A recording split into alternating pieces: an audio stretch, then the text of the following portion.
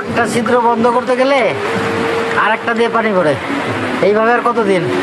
টিনগুলো সব জং ধরে ধরে শেষ। ছেলের কাছে চাইলেই তো পারো, ওরে মানুষ করতে গিয়াই তো সব। আগামী মাসে পেনশনের টাকাটা পেলে। খোকা কেমন আছিস বাপ?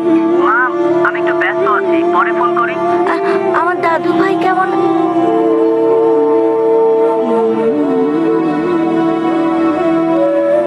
কেটে দিল। সন্তান বড় হলে পর হয়ে যায়।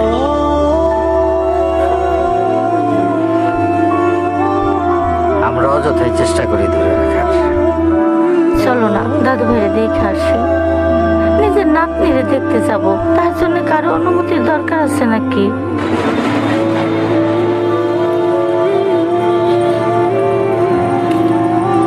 চলো চলো চলো চলো।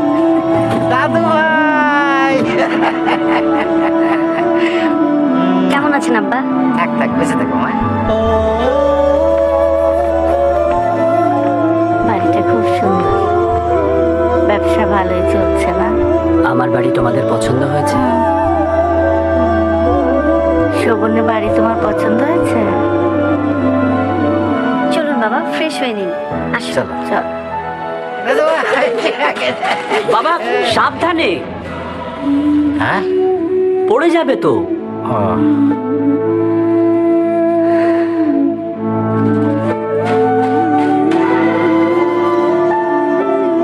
বাবা কি করতেছো?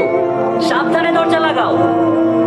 বাবা আমার এই বাড়ির সমস্ত কিছুই অনেক দামি, তাই একটু সাবধানে।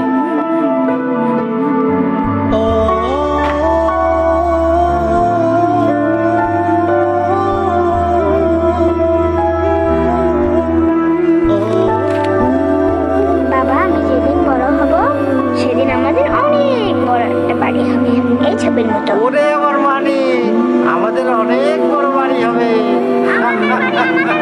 সত্যি ছবিটা অনেক সুন্দর রেখেছিস।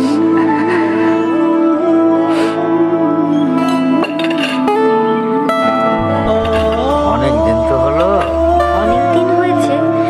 না না বাবা, আপনাকে আর কিছুদিন থাকতেই হবে। আর 2 মাস পরেই তো আপনার মেডিকেল চেকআপ আছে। আর সামনে ঈদ, এবার ঈদে গ্রামে সবাই মিলে খুব মজা হবে। কি মজা দাদু বাড়ি যাবো। বাবা আর একটু খেয়ে নাও, এই যে অল্প অল্প, আর একটু, এটা শেষ করো।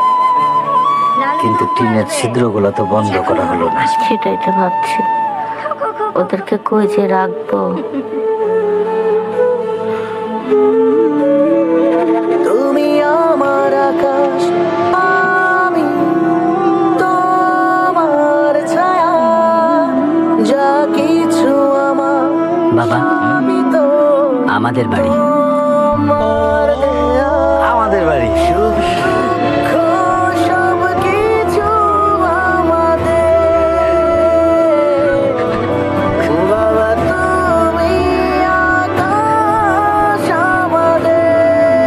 প্রেমের সিমেন্টের মতোই মজবুত হোক আমাদের আস্থা ও ভালোবাসার বন্ধনগুলো। প্রেমের সিমেন্ট, আমরা প্রমাণে বিশ্বাসী।